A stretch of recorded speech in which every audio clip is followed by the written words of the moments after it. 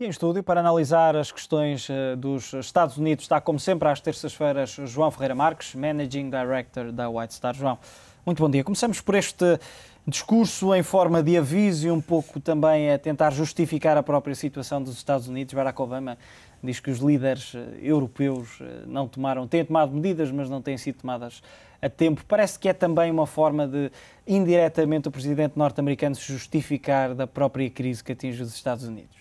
Justifica-se um pouco com esta crise da dívida na Europa. É também, mas também é um facto que há alguma justificação para o Obama mencionar esse ponto, esse facto. É essa a opinião pública, ou parte da opinião pública norte-americana, e estamos a falar de diferentes vertentes e diferentes linhas de opinião. A título de exemplo, o próprio Krugman, que não é exatamente, que não apoia toda a linha económica da administração Obama, tem visões semelhantes, que na Europa não se está a fazer o suficiente, ou que não se está a fazer nada, o que tem o seu fundamento, porque se olharmos exatamente para os problemas que temos vindo a ver e o tipo de medidas, as medidas são poucas ou nenhumas. Temos muitas promessas, temos um novo programa, os programas são mais dá a sensação de estarem a apagar fogos do que uma resolução, algo bastante diferente do que nós vimos nos Estados Unidos. A tentativa de resolução da crise nos Estados Unidos logo após o 2008 e tudo o que seguiu após 2008 foram de facto medidas que algumas podem ser criticadas, mas que com uma vertente muito mais imediata e com caráter de urgência, que é exatamente o que não se vê na União Europeia. Precisamente pelo facto, relacionado com as críticas relacionadas que a União Europeia muitas vezes mostra que de União tem pouco, são interesses a apontar para diversos lados, e para além dos interesses são também receios, nomeadamente da Alemanha, alguns desses receios mais fundamentados do que outros. Mas de facto, e voltando à tua questão, Hugo, sim, também se pode depreender que... Numa altura também de pré-campanha, Barack dizer, Obama quer tentar usar todos os trunfos que tem. A situação do Obama não está muito simpática a nível de sondagens. É algo que não é muito recente, mas que, dado todo o elan inicial desta administração, é algo que parece que não estão a saber lidar com isso muito bem, e estão com este tipo de jogo do empurra também, que cá Estados Unidos não se está melhor porque os europeus não estão a fazer o trabalho de casa.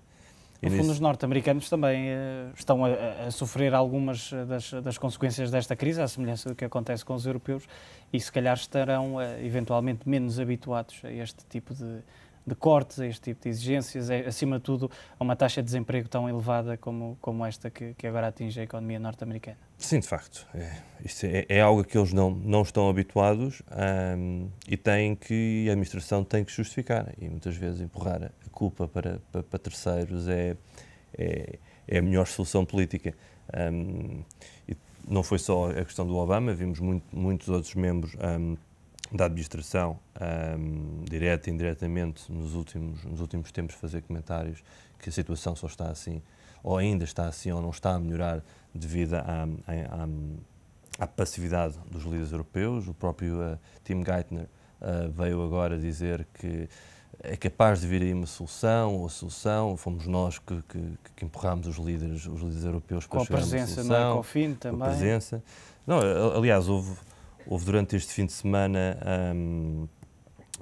o Tim Geithner, inclusivamente, deu a sensação que foi ele que resolveu a questão e foi ele que forçou os líderes europeus a ganharem juízo, praticamente. É este tipo de mensagem doméstica que nós vemos dos líderes norte-americanos agora. João, outra questão que está necessariamente relacionada com esta crise, e acima de tudo com a crise dos mercados financeiros, com a instabilidade, com as quedas acentuadas. Uma das empresas que também está a sofrer com estas pressões é a Berkshire Hathaway de Warren Buffett, e uma questão que se coloca é algo pelo menos inédito para este, chamemos-lhe super investidor, mega investidor, pelo menos um homem forte dos mercados, que pondera recomprar ações para tentar, de certa forma, evitar que continuem a cair e também, consequentemente, valorizar as próprias ações e a própria empresa. Parece que esta tendência ou este tipo de operações pode tornar-se mais comum agora com esta instabilidade nos mercados e, acima de tudo, com as quedas que se têm verificado. Ora bem, isto é um conceito um pouco de textbook a nível de como valorizar e como passar a confiança também para o mercado em relação à percepção do management do valor da empresa, quer seja a Berkshire ou quer seja outro tipo de empresa qualquer. Mas no contexto atual, nem todas as empresas terão essa capacidade. Estamos a falar de um buyback, que significa compra em cash de ações próprias, nem todas as empresas terão, nem pouco mais ou menos, e na conjuntura atual, capacidade de o fazer. O Buffett tem uma situação totalmente diferente. Ele sempre foi, a nível da política de investimento e de gestão da Berkshire, sempre que ele algo disse é que seria importante e que é importante, mesmo em alturas pré-crise, ter uma grande almofada de liquidez, ou seja, ele tem bastantes fundos parados, não tem fundos investidos. Atualmente parece que estamos a falar de cerca de 50 mil milhões de dólares parados em cash ou quase cash, e que mesmo após este anúncio de potencial compra de ações próprias, vai planear não ficar com menos de 20 mil milhões como uma almofada de liquidez. Voltando ao início da questão, quer dizer, faz sentido para quem acredite no valor da empresa, mas mesmo quem acredite no valor da empresa e que as ações sejam desvalorizadas, muitos poucos vão ter a capacidade de liquidez para efetuar este tipo de transações. Olhando para outros casos em dificuldades, há 2 semanas mais concretamente, assinalamos aqui os 3 anos da falência do Lehman Brothers. A White Star, da qual fazes parte, pertence ao Lehman Brothers, e é uma forma também de dizer aos investidores que nem tudo o que é associado ao Lehman Brothers é necessariamente, e perdoa uma expressão, mau ou representa necessariamente prejuízos. Não, de facto. É importante voltarmos um pouco atrás e quando olhamos para a falência da Lehman Brothers. A Lehman, a nível de ativos e passivos, quando foi à falência, tinha mais ativos do que passivos. A insolvência foi uma insolvência de liquidez. Tinha um desfazamento, como praticamente toda a banca tinha, a nível de ativos de médio e longo prazo, e uma percentagem considerável de exigências de liabilities a curto prazo.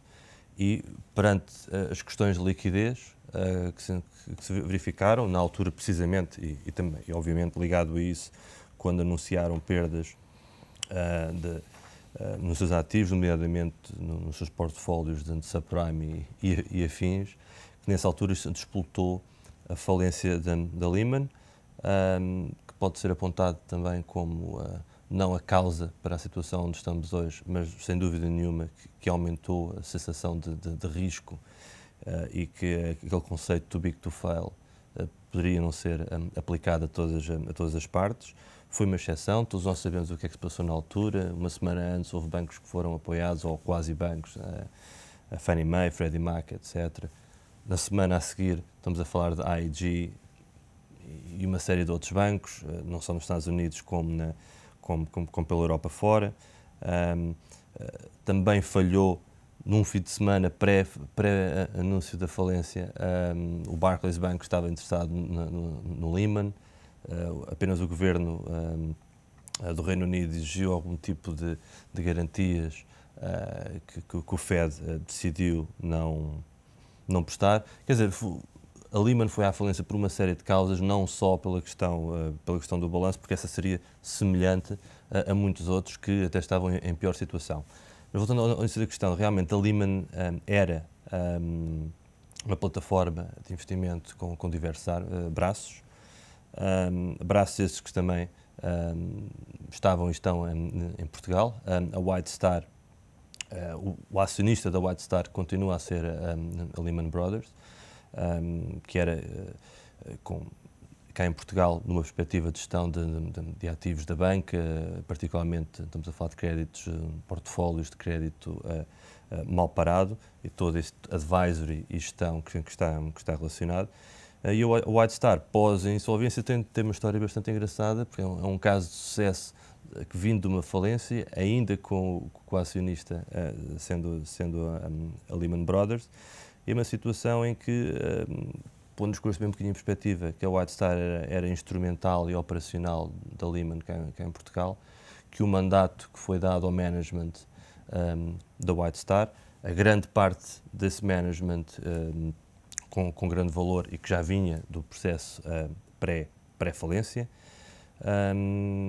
e é agora um caso de sucesso porque basicamente a White Star abriu-se ao mercado, presta um sem número de serviços de grande valor. A nível de staff, a White Star duplicou o staff para cerca de 160 pessoas, gera cerca de 1.000 milhões de euros, e o mandato e as perspectivas são de crescimento. Ou seja, podemos ver que nem tudo o que está relacionado com o Lehman Brothers, e há um ou outro exemplo semelhante pela Europa fora, que são operações que tinham valor, que têm valor e vão continuar a ter bastante valor. João, já voltamos a falar da crise europeia.